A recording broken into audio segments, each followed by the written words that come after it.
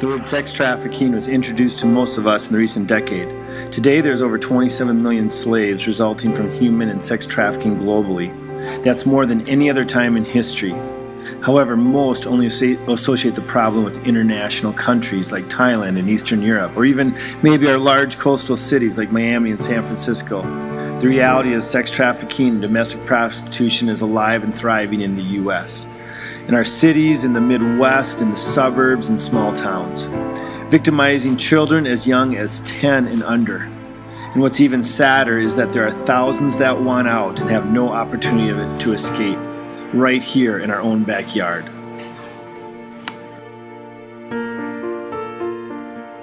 One FBI official says it's unconscionable that this is happening on American streets.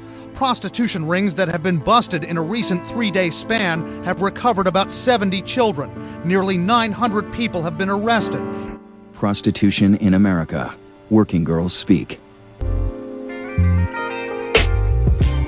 Every day in America, tens of thousands of prostitutes are on the job. From the penthouse in New York to the truck stop near Philadelphia. From the lobby of the hotels to the bleakest end of the darkest road. Women who say they too are your daughters, your sisters, your mothers. Stalking girls at schools and malls only to sell them for sex. It isn't happening in another country. It's happening right here in Minnesota. We uncover why the state is struggling to fight human trafficking. They say the sex ring has operated for several years and stretched thousands of miles from Minneapolis to Nashville, Seattle, and Columbus, Ohio. Predators are preying on the children in our own backyard. In the United States, the average age of entry is 13. One of the things you need to let everybody know is the age of these girls. The youngest girl that I interviewed who sold her virginity was 11. And she sold her virginity for $1,000. I spoke to a 13-year-old blonde girl. Blonde girls make more for $3,000. We're talking to teenage porn stars and prostitutes. This is Victoria, and she turned to prostitution at the age of 14. 14 years old. More and more women getting involved in prostitution over the last couple of years, and they've been younger and younger. There are 100 to 300,000 children involved with prostitution in the USA.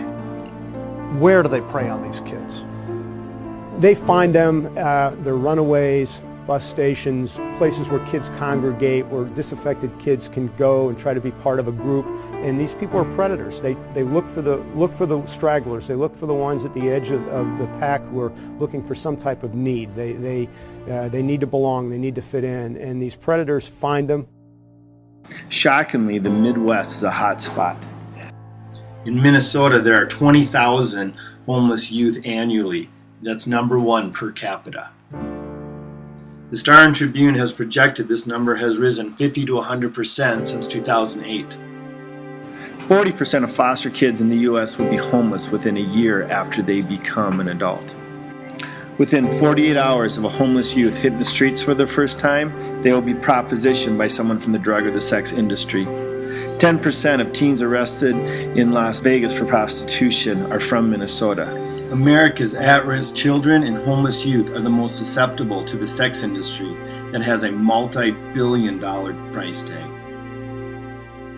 Then, experts say, comes the lure of phony stability. That's why runaways are a favored target.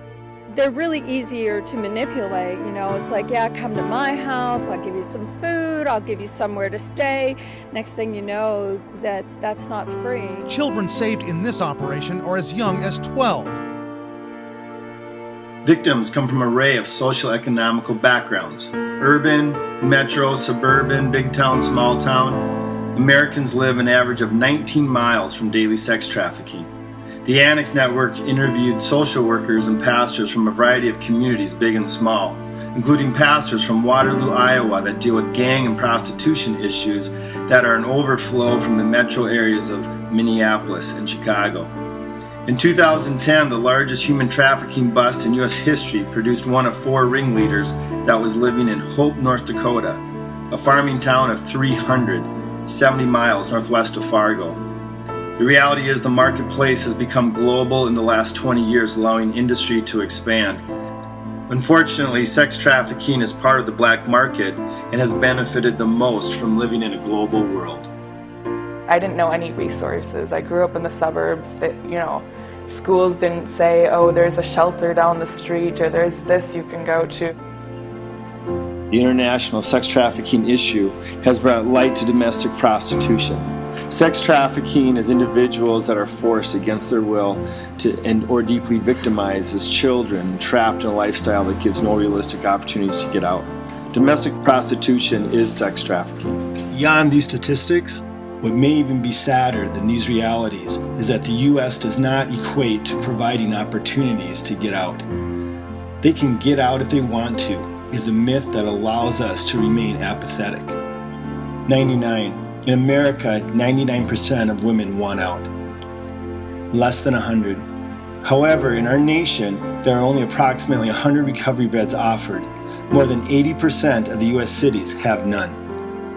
The realities of getting out are intense, risking physical harm and even their lives, risking separation from children, and trying to overcome addictions often initiated by their oppressors.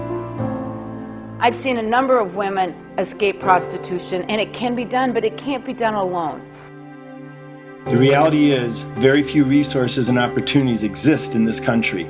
Shockingly, many of the ones that do step out and are asking for help only find discouragement. 365. They are put on waiting lists that may take up to 365 days, 1 year. They are told they must take a number. Source has worked with homeless youth, teen prostitution, and transitional homes since 1995. The Annex network is a vision to provide opportunities to anyone who wants to get out. Crisis and treatment resources need to be expanded. Research and counselors testify that significant ongoing relationships with healthy role models and community are keys to lifelong change. Currently, these are virtually void for those who want out. A network of accessible resources and transitional homes is what is desperately needed for long-lasting change.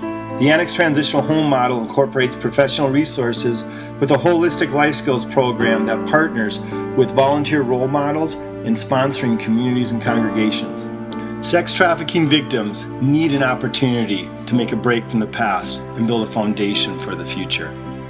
Be a part of providing opportunities to those in bondage right here in the USA, in our own backyard.